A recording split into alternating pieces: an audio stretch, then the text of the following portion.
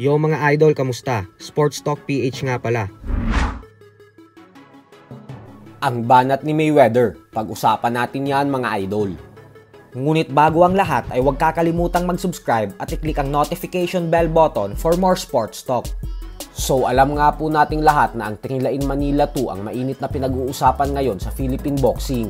Nang dahil sa makikita nating lumaban ng ilan sa mga pinakamatibay nating pambato katulad nila WBC Minimum Weight World Champion Melvin Jerusalem, Marlon Tapales, Carl James Martin at Yumir Marshall sa Araneta Coliseum sa October 29. Subalit ayon nga po sa inilabas na artikulo ng veteranong sports journalist na si Nick Jonko sa Daily Tribune, ay kung nananatili lang daw sana ang former 3 Division World Champion angas ng Pinas, General Casimero sa MP Promotions, ay ito daw sana ang magsisilbing main event sa Trilain Manila at hindi si Melvin Jerusalem.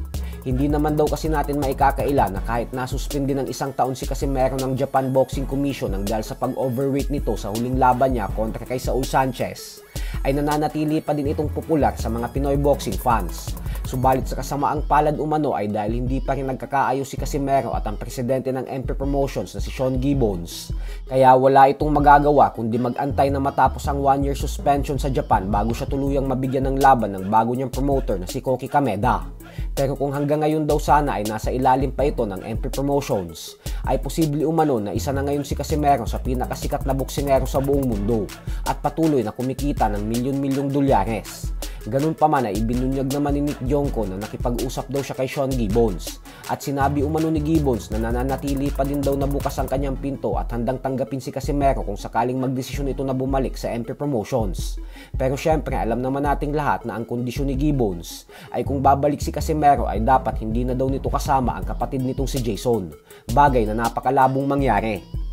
Sa kabilang banda naman mga idol ay matapos nga po ng official announcement na kasado at silyado na ang bigating exhibition fight sa pagitan ni Floyd Mayweather Jr. at Mike Tyson na siyang nakatakdang ganapin sa susunod na taon, ay inulan po talaga ito ng batikos ng mga fight fans kung saan pinuntirya ng mga ito si Mayweather dahil bakit naman daw nito lalabanan ng isang senior citizen na si Tyson, lalo pat nakita naman daw ng buong mundo na halos hindi na ito makagalaw sa huling laban niya kontra kay Jake Paul.